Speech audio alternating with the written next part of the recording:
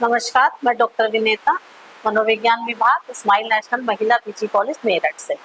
आज का मेरा विषय है परामर्श मनोविज्ञान और उसके अंतर्गत परामर्श। तो परामर्श चिकित्सा और विकास की यात्रा। काउंसलिंग उन लोगों के बीच एक मजबूत रिश्ता या पार्टनरशिप है जो मदद चाहते हैं और उन ट्रेंड प्रोफेशनल के बीच जो पॉजिटिव बदलाव लाने के लिए समर्पित है। यह एक साथ मिलकर किया जाने वाला सफर है जो इंसान के अनुभवों की सभी जटिलताओं का सम्मान करता है और खोजने, ठीक होने और पर्सनल बदलाव के लिए एक सुरक्षित जगह प्रदान करता है। अब विचार आता है या प्रश्न आता है कि काउंसलिंग आखिर होती क्या है परामर्श। तो परामर्श एक प्रोफेशनल रिश्ता है या काउंसलिंग एक प्रोफेशनल रिश्ता है जो अलग अलग लोगों को मानसिक स्वास्थ्य, वेलनेस, शिक्षा, कैरियर के लक्ष्यों को पाने में मदद करता है। यह एक थेराप्यूटिक प्रोसेस है जो सबूत आधारित नियमों, तरीकों, नैतिक सिद्धांतों और सच्चे मानवीय जुड़ाव पर आधारित होता है। इसके मूल सिद्धांत कौन से हैं? आखिर जो परामर्श के मूल सिद्धांत है वो कौन कौन से होते हैं, क्या होते हैं? काउंसलिंग कुछ बुनियादी सिद्धांतों पर काम करती है, जैसे जो असरदार और नैतिक प्रैक्टिस पक्का करते हैं उसमें गोपनीयता शामिल है जो एक सुरक्षित जगह बनाती है। मतलब इसमें गोपनीयता को एक विशेष स्थान दिया जाता है जहां क्लाइंट बिना किसी तरीके डरे बिना और या जानकारी लीक होने के डर से खुलकर बात कर सकता है। सहानुभूति काउंसलर को क्लाइंट के अनुभव को गहराई से समझने और उन्हें सही ढंग से ठहराने में मदद करता है, जबकि बिना शर्त सकारात्मक सम्मान वह पक्का करता है कि हालात चाहे जो भी हो उसे स्वीकार किया जाएगा, यानी कि उसके साथ जो भी परिस्थिति होगी उसे हम मानेंगे और उसका पूर्ण सहयोग हम प्रदान करेंगे। थेराप्यूटिक गठबंधन थेराप्यूटिक गठबंधन में भी यही होता है कि काउंसलर और क्लाइंट के बीच भरोसेमंद संबंध का होना बहुत जरूरी है। सभी हीलिंग कामों के लिए एक साझेदारी मिलकर काम करना ही काउंसलिंग कहलाती है। अगर दो व्यक्ति आपस में किसी काम को या किसी लक्ष्य को प्राप्त करने के लिए एक साझेदारी दिखा रहे हैं या आपसी सहयोग दिखा रहे हैं तो वही हमारे परामर्श का सबसे बड़ी नींव और सबसे बड़ी ताकत है, क्योंकि बिना इसके परामर्श मुमकिन नहीं है। फिर है गोपनीयता, सुरक्षित बातचीत जो प्राइवेसी का सम्मान करता है और भरोसा बनाती है, जिससे व्यक्ति खुलकर अपनी मन की बातें, खुलकर अपनी कमजोरियों को बताने के लिए एक सुरक्षित माहौल को बनाता है। अब है सिंपैथी या सहानुभूति, बिना किसी जजमेंट या किसी पहले से बनाई हुई सोच के द्वारा क्लाइंट के अनुभव, भावना और नजरियों को गहराई से समझना और उन्हें स्वीकार करना। मतलब अगर हमारा क्लाइंट आपको कोई कार्य, मतलब अपनी कोई परेशानी, अपनी कमजोरी या अपनी चीजें बता रहा है तो आपका या काउंसलर का एक ये जिम्मेदारी होनी चाहिए कि वो सहानुभूतिपूर्ण और गोपनीयता के साथ उसकी बातें सुने और उस पर कार्य करे। फिर है सहयोग, यह दो लोगों के बीच एक आपसी सहयोग का रिश्ता है। लक्ष्यों को पहचान करने, रणनीतियां बनाने और क्लाइंट की जिंदगी में सार्थक बदलाव लाने के लिए पार्टनर के तौर पर इसमें साथ में काम करना जरूरी होता है। ये दोनों के आपसी सहयोग के बिना संभव नहीं है। अब आता है कि परामर्श सेवाओं के प्रकार कौन से हैं। आखिर कौन कौन सी परामर्श सेवाएं दी जाती हैं या होती हैं। जैसे कि इसमें है व्यक्तिगत परामर्श, यह 1-on-1 थेरेपी सेशन होता है जो हमारे पर्सनल ग्रोथ, मानसिक स्वास्थ्य की चुनौतियां, जीवन में बदलाव और खुद को जानने पर फोकस करते हैं। मतलब ये पर्सनली होता है, इससे आपकी जो पर्सनल चीजें हैं उन पर ध्यान केंद्रित किया जाता है। यह आरामदायक माहौल आपके विचार, भावना और व्यवहारों को समझने का मौका देता है। एक गोपनीय माहौल में जो खास तौर पर आपकी जरूरतों और लक्ष्यों के हिसाब से बनाया गया है। मतलब इसमें एक ही व्यक्ति के साथ ये काउंसलिंग स्टार्ट होती है। फिर है हमारा समूह परामर्श, समूह परामर्श में क्या है कि कई प्रतिभागियों के साथ थेरेपी सेशन होता है जो एक जैसी चुनौतियों का सामना कर रहे हैं।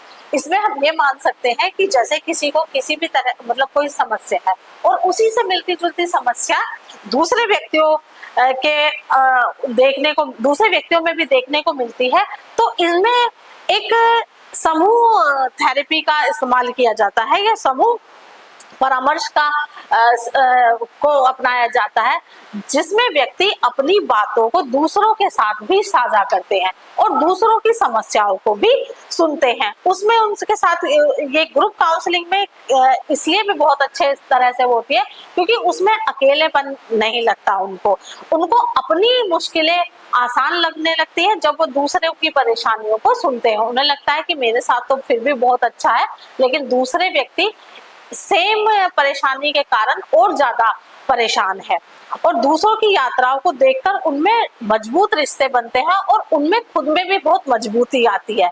साथ ही साथियों और फैसिलिटेट दोनों से फीडबैक और प्रोत्साहन मिलता है। वो खुद उस काउंसलिंग का हिस्सा बन जाते हैं और दूसरों की मदद करने में वो खुद भी आगे आते हैं। फिर आती है हमारी पारिवारिक परामर्श। इसमें है कि सिस्टमैटिक थेरेपी जो पारिवारिक रिश्तों, बातचीत के तरीकों और रिश्तों में होने वाले झगड़ों को सुलझाकर रिश्तों को मजबूती प्रदान करती है। यह तरीका मानता है कि परिवार आपस में जुड़े हुए होते हैं। जहां एक व्यक्ति को अगर कोई परेशानी है तो उसका डायरेक्ट और इनडायरेक्ट प्रभाव दूसरे व्यक्तियों या परिवार के अन्य सदस्यों पर भी जरूर पड़ता है। इसका फोकस बेहतर समझ को बेहतर बनाने का, स्वास्थ्य सीमाओं तय करने और पीढ़ियों में सकारात्मक बदलाव लाने से होती है। मतलब परिवार के सभी लोगों के साथ मिलजुल कर इस तरह का कार्य किया जाता है। नेक्स्ट आता है हमारा युगल परामर्श। रिलेशनशिप पर फोकस होने वाली थेरेपी जो पार्टनर्स को कम्युनिकेशन बेहतर बनाने, लड़ाई झगड़ों से दूर रखने, फिर से भरोसा बनाने और इमोशनल नजदीकी बढ़ाने में मदद करता है। चाहे किसी खास समस्या को सुलझाना हो, शादी ब्याह, अलगाव, तलाक आदि मुद्दों पर गाइडेंस देना हो, कपल काउंसलिंग हेल्दी रिलेशनशिप के तरीके भी बताती है। आजकल के जीवन में, आजकल के युग में तो शादी से पहले भी इस तरह की काउंसलिंग का प्रावधान स्टार्ट हो गया है, जिसमें पार्टनर एक दूसरे की जरूरतों को, एक दूसरे की सोच और आपसी प्यार को बढ़ाने के तरीकों को अच्छी तरह से समझने के लिए भी युगल परामर्श की सहायता लेते हैं। विशिष्ट चिकित्सा दृष्टिकोण की तरह देखा जाए तो उसमें हमारे पास में बहुत सारी काउंसलिंग इसमें की जाती हैं, जैसे कि कैरियर काउंसलिंग। आज की युवा पीढ़ी बहुत ही ज्यादा इस तरह की काउंसलिंग का फायदा उठा रही है, क्योंकि हमें अपने लिए क्या अच्छा कैरियर चुनना है, किस फील्ड में हमें आगे जाना है, ये सारी चीजें हम कैरियर काउंसलिंग के द्वारा सीख सकते हैं। प्रोफेशनल डेवलपमेंट हमारा कैसा होना चाहिए, कैरियर में बदलाव और काम की जगह की चुनौतियों के लिए यह काउंसलिंग हमें एक अच्छा मार्गदर्शन प्रदान करती है। ट्रॉमा थेरेपी में यह होता है कि दुर्व्यवहार से बचे लोगों और दर्दनाक अनुभवों के लिए विशेष तौर से इलाज के लिए इस तरह की थेरेपी का इस्तेमाल किया जाता है। जो बहुत ही ट्रॉमा में होते हैं लोग, उनके लिए काउंसलिंग की आवश्यकता बहुत ज्यादा बढ़ गई है। फिर है नशा मुक्ति काउंसलिंग। आजकल बहुत से नौजवान नशा या मादक द्रव्यों के की तरफ बढ़ गए हैं। उन्हें नशीली दवाओं के दुरुपयोग से रिकवरी और व्यवहार संबंधी लत के लिए भी सहायता प्रदान करने में यह सहायक होती है। बच्चे और किशोरों के लिए क्या है कि युवा लोगों की डेवलपमेंट और इमोशनल जरूरतों के लिए उम्र के हिसाब से थेरेपी की जाती है। फिर है परामर्श प्रक्रिया में के अंतर्गत हम किस तरह से आते हैं कि ये ग्राफ की तरह बताया गया है। इसमें है कि परामर्श प्रक्रिया एक संरचित लेकिन लचीले मार्ग का अनुसरण करती है, जिसमें व्यक्तिगत आवश्यकताओं को पूरा करने और प्रभावी चिकित्सीय परिणामों को सुनिश्चित करने के लिए डिजाइन किया जाता है। अब है चिकित्सीय यात्रा को समझना। यह एक डायनामिक प्रोसेस है जो क्लाइंट की जरूरत हो, यानी कि जो मदद चाह रहा है उसकी क्या जरूरतें हैं, उसकी क्या प्रोग्रेस है और नई समझ के आधार पर बदलती रहती हैं।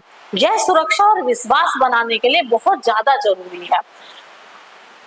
अब इसके स्थायी पॉजिटिव बदलाव की तरफ ये हमें बढ़ती है। थेरेप्यूटिक रिश्ता समय के साथ गहरा होता जाता है, जिसमें विश्वास मजबूत होने पर ज्यादा गहरा काम करना संभव होता है।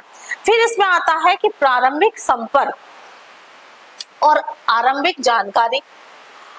इसमें है कि यह सफर आप जब शुरू करते हैं तो सबसे पहले जो शुरुआती सेशन होता है परामर्श का, उसमें आपकी चिंताओं, आपकी इतिहास, किस वजह से आप काउंसलिंग के लिए आए हैं, इसके बारे में बेसिक जानकारी इकट्ठा की जाती है।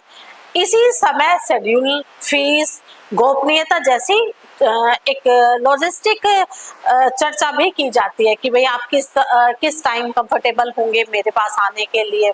आप फीस, भाई काउंसलर वो है तो वो आप फीस आपको बता देगा, और सारी चीजें होती हैं। जो सबसे बड़ा इसका प्रभाव, मतलब सबसे बड़ा इसका एक अहम पहलू है वो है गोपनीयता, जिससे आगे की प्रक्रिया के बारे में जानकारी मिलती है और एक आप उसके साथ एक आपका रैपो स्टार्ट हो जाता है और आप एक सहज रिश्ता उसके साथ बन जाता है। फिर है व्यापक मूल्यांकन। इसमें है कि आपका परामर्शदाता या आपका जो काउंसलर है उस आपकी मेंटल हेल्थ, जिंदगी के हालात, ताकत और चुनौतियों को समझने के लिए एक पूरा असेसमेंट करता है, एक मूल्यांकन आपका वो कर लेता है, जिसमें आपकी हिस्ट्री, मौजूद लक्षण, रिश्ते, मुश्किलों से निपटने के तरीके, सपोर्ट सिस्टम को जानना, ये सारी चीजों की वो पिक्चर बना लेता है और उन जगह को पहचान करता है जहां काउंसलिंग से सबसे ज्यादा फायदा मिल सकता है। मतलब आपकी जो कमजोर कड़ी है वो उसको वहां पर समझ लेता है कि आपको सबसे ज्यादा इस पहलू या इस पॉइंट पर काउंसलिंग की आवश्यकता है। फिर है सहयोगी लक्ष्य निर्धारण।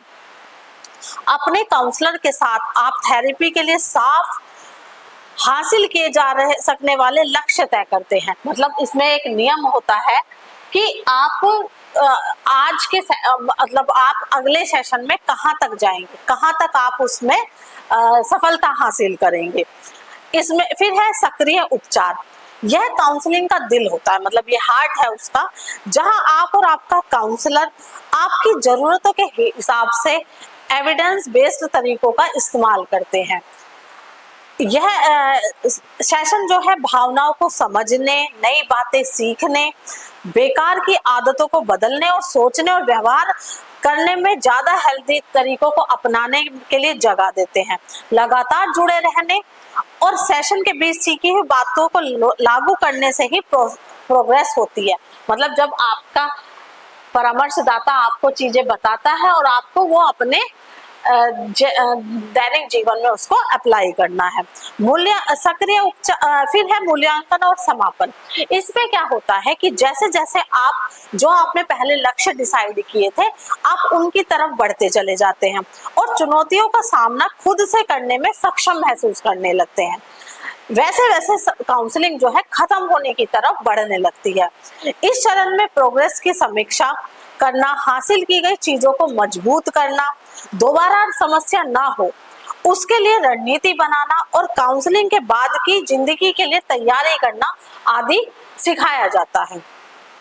इसमें रिश्तों का सम्मान करते हुए आप लगातार ग्रोथ और आजादी की तरफ बढ़ते हैं। खत्म करने की योजना सोच समझकर बनाई जाती है। मतलब आप ऐसा नहीं है कि आप सेशन कर रहे हैं और एकदम से काउंसलिंग खत्म हो गई, नहीं, उसके लिए भी एक प्लानिंग की जाती है और उसके साथ ही आपको धीरे धीरे वहां तक लाया जाता है। फिर है व्यवसायिक परामर्श के फायदे। भाई क्या फायदे हैं, हम क्या व्यवसायिक परामर्श हम क्यों ले रहे हैं, क्या फायदे होते हैं इसके। प्रोफेशनल काउंसलिंग में ऐसे फायदे होते हैं जो सिर्फ लक्षणों से राहत से कहीं ज्यादा होते हैं। वो आपके अंदर एक सकारात्मक बदलाव लाता है, आपको अपने जीवन की चुनौतियों से लड़ने के लिए, उनका सामना करने के लिए एक बेहतर इंसान बनाता है।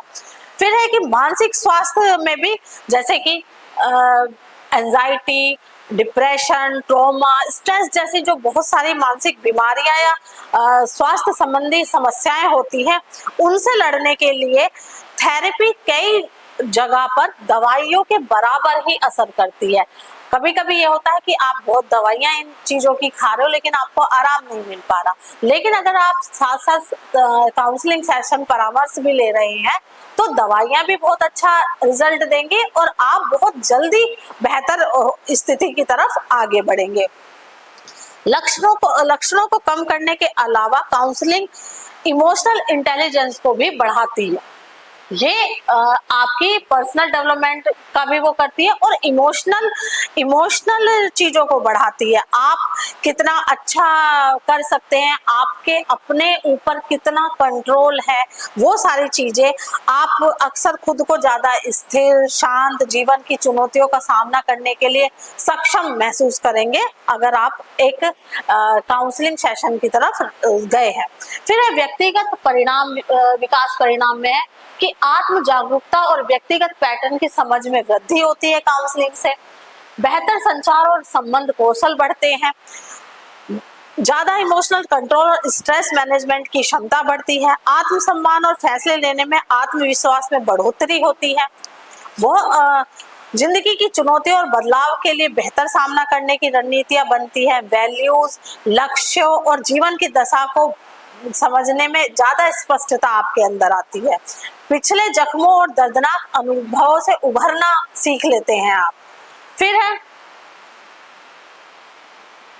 सामान्य मानसिक स्वास्थ्य समस्याओं में, मैंने पहले भी आपको बताया जैसे कि चिंता विकार है, अवसाद है, पीटीएसडी है, आघात और अन्य समस्याएं, उनमें भी उनसे निकलने के लिए भी मानसिक स्वास्थ्य एक बहुत अच्छे रूप में आपका सहयोग करता है।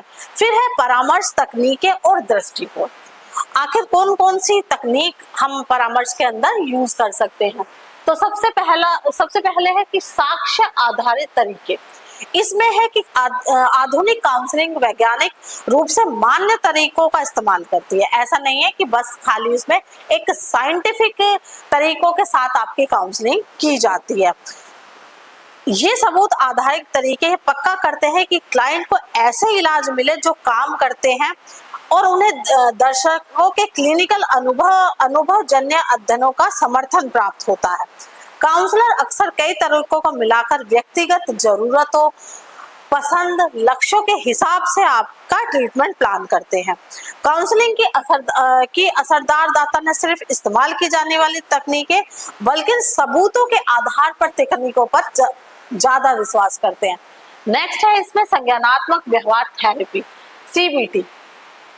सीबीटी उन बेकार सोचने के तरीकों और व्यवहारों को पहचानने और बदलाव पर फोकस करना है जो इमोशनल परेशानी का कारण बनते हैं। यह एंजाइटी, डिप्रेशन या दूसरी चीजों पर बहुत अच्छे से काम कर जाते हैं। फिर है मानवतावादी चिकित्सा, पर्सनल स्टैंडर्ड थेरेपी जैसी मानवतावादी तरीके क्लाइंट की ग्रोथ, सेल्फ एक्चुअलाइजेशन की जन्मजात क्षमता पर जोर देता है।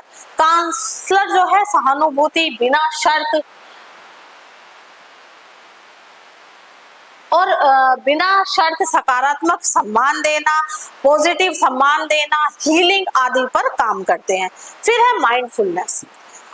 इसमें है कि माइंडफुलनेस तकनीक बिना किसी जजमेंट के मौजूदा पल की जागरूकता सिखाती है। मतलब आप उसको जज नहीं करते, जो वास्तविकता और मेन उस टाइम जो स्थिति परिस्थितियां बन रही हैं उन पे उन क्लाइंट के विचारों, भावनाओं के आधार पर आपको मदद प्रदान करती है।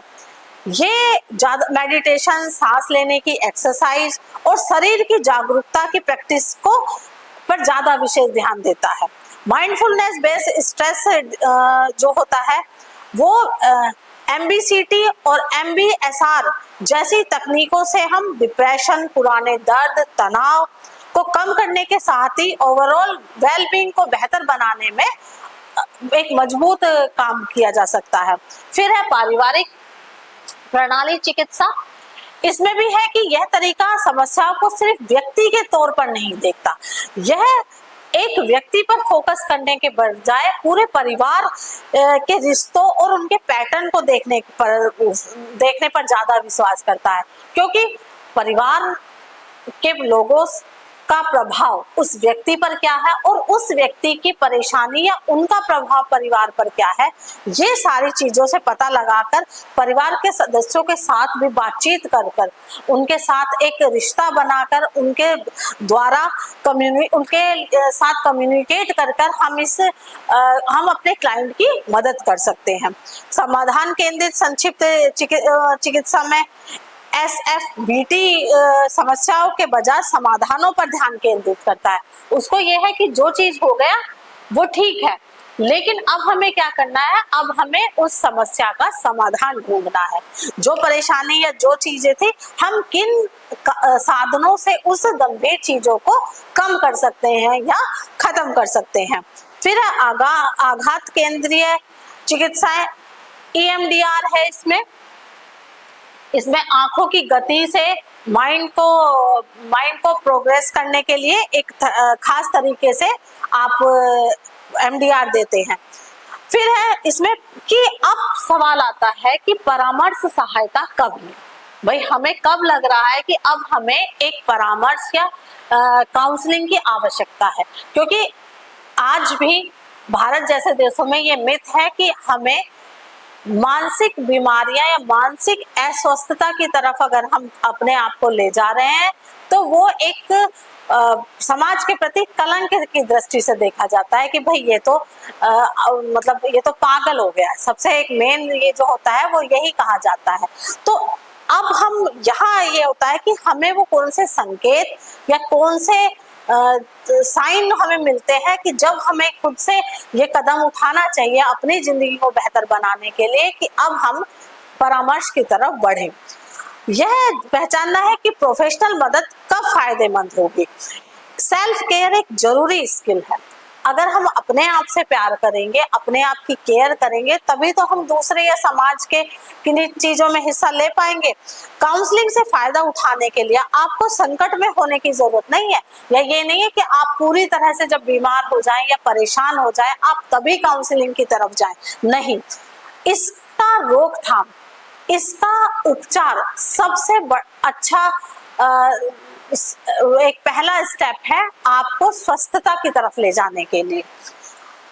अब अगर आपको लगातार ऐसी दिक्कतें हो रही हैं जो आपको रोजमर्रा की जिंदगी, रिश्तों और काम पर को कुल मिलाकर सेहत में रुकावट डाल रही हैं, तो आपको काउंसलिंग की तरफ बढ़ना चाहिए। आपसे रोजमर्रा के काम भी सही से नहीं हो रहे हैं, आपसे कोई भी चीजें नहीं हो पा रही है, तब आपको उसमें आपको कौन कौन सी चीजें देखनी चाहिए, जैसे कि भावनात्मक परिवर्तन। भावनात्मक परिवर्तन में है कि आप लगातार उदासी, बिना कारण आप उदास हैं, चिड़चिड़े हैं, चिंता आपको हद से ज्यादा हो रही है, तब आपको क्या है कि आपको तब समझ लेना चाहिए कि अब मुझे परामर्श की आवश्यकता है।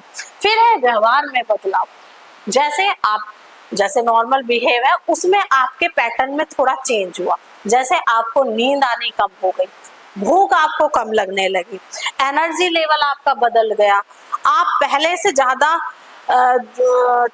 पहले जैसे कामों में इंटरेस्ट नहीं दिखा रहे हैं, आपको काम करने में मजा नहीं आ रहा, आप दूसरों से दूर हो रहे हैं, तब आपको समझना चाहिए कि अब आप परामर्श लेने के लिए आपको परामर्श लेने की आवश्यकता है।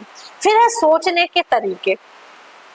आपके अंदर बहुत अजीब से विचार आ रहे हैं, आप बहुत ज्यादा एक छोटी सी बात पर भी आप बहुत ज्यादा चिंता कर रहे हैं, ध्यान लगाने में आपको कठिनाई महसूस हो रही है, या आप खुद से नकारात्मक बातें कर रहे हैं, तब आप परामर्श की तरफ बढ़ें। रिश्तों में संघर्ष से वही मतलब है कि आपके आपसी रिश्ते परिवार के सदस्यों के साथ कैसे चल रहे हैं, लगातार झगड़ा हो रहा है, बातचीत में कमी हो रही है, प्रियजनों के साथ आपका अलगाव बढ़ रहा है, तब आप काउंसलिंग की तरफ जरूर बढ़ें। जीवन में बदलाव, बड़े बदलाव जैसे नुकसान होना, तलाक, कैरियर में बदलाव हो गया या जगह बदलना, बहुत सारी चीजें ऐसे लगता है बहुत मन आपका भारी हो रहा है, तब आपको परामर्श की आवश्यकता है।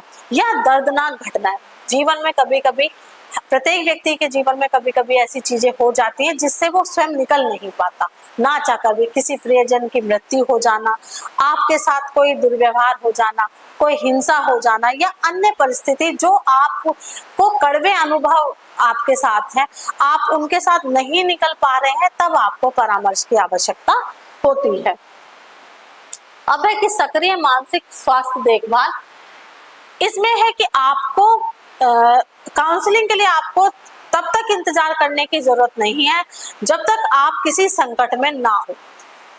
प्रोएक्टिव मेंटल हेल्थ केयर गंभीर समस्या होने से पहले थेरेपी लेना ज्यादा गंभीर समस्या को पैदा करने से रोक सकता है और जिंदगी की ओवरऑल क्वालिटी को बेहतर बना सकता है। जरूरी नहीं है कि आप बहुत ज्यादा समस्याओं से घिर गए, आपका जीवन नष्ट की तरफ या नुकसान की तरफ बढ़ गया, आप तब परामर्श लें। नहीं, जब आपको लगे, जैसे कि मैंने आपको पहले भी बताया, जब थोड़े थोड़े लक्षण आपको अपने अंदर दिखने लगे तो आप काउंसलिंग या परामर्श की तरफ बढ़ सकते हैं। पर्सनल ग्रोथ के लिए आप काउंसलिंग की तरफ बढ़ सकते हैं, जैसे कि उसमें लाइफ इनहेंसमेंट के लिए तरफ की वजह से आप बढ़ सकते हैं। आपकी किन्हीं रोकथाम की वजह से रख रखाव और सबसे बड़ा वो है कि मानसिक स्वास्थ्य कलंकों को तोड़ना। मानसिक स्वास्थ्य से जुड़ा कलंक एक बड़ी रुकावट बना है जो लोगों को यह मदद करने से या मदद लेने से रोकता है, जिसकी उसको सच में जरूरत होती है और वो सच में उसके हकदार होते हैं कि अब उसको एक हेल्प की आवश्यकता है। भारतीय समाज में मानसिक स्वास्थ्य के प्रति सांस्कृतिक सोच ने ऐतिहासिक रूप से पारिवारिक सम्मान, व्यक्तिगत शक्ति और गोपनीयता पर जोर दिया है, जिससे कभी कभी व्यक्तियों के लिए मनोवैज्ञानिक संघर्षों को स्वीकार करना या पेशेवर से मदद लेना मुश्किल हो जाता है। सारी चीजों में सबसे वही है कि मानसिक स्वास्थ्य कलंक को तोड़ना। सबसे पहले आपको अपने और अपने परिवार के बारे में सोचना है, दुनिया और रिश्तेदारों के बारे में नहीं। आपको आवश्यकता है तो आप बिना किसी डर और बिना किसी संकोच के मदद लेने के लिए आगे बढ़ सकते हैं। अब है कि स्वीकृति को बढ़ावा देना, कि इसमें कैसे हम उस चीज पे काम कर सकते हैं। शिक्षा के द्वारा, जैसे कि स्कूलों, कॉलेजों, कार्यस्थल जहां आदमी कार्य करता है, सामुदायिक कार्यक्रमों के जरिए मानसिक स्वास्थ्य को भी बढ़ावा देना चाहिए, जागरूकता फैलानी चाहिए। इसमें जानी मानी हस्तियां, सामुदायिक नेता या आपके हीरो हीरोइन जिनसे युवा पीढ़ी ज्यादा प्रेरित होती है, उन लोगों को इस तरफ आगे कदम बढ़ाना चाहिए और ये जागरूकता फैलानी चाहिए कि शारीरिक स्वास्थ्य भी के साथ साथ मानसिक स्वास्थ्य भी आपका उतना ही जरूरी और महत्वपूर्ण है। फिर है भाषा। मानसिक स्वास्थ्य पर चर्चा करते समय सम्मानजनक और गैर कलंकित भाषा का और शब्दों का इस्तेमाल होना चाहिए। उसमें पागल जैसे शब्दों का इस्तेमाल नहीं होना चाहिए। फिर पारिवारिक भागीदारी होनी चाहिए, सांस्कृतिक अनुकूलन होना चाहिए, जागरूकता बहुत जरूरी है, स्वीकृति, कार्यवाही आदि सब इसके लिए बहुत ज्यादा जरूरी है। फिर है कि मेंटल हेल्थ जो है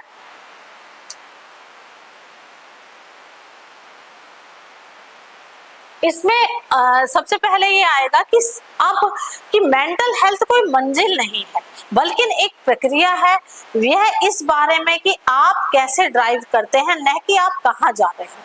आपको अपनी जिंदगी को सही से चलाने के लिए इस तरह के परामर्श की आवश्यकता जरूर होती है।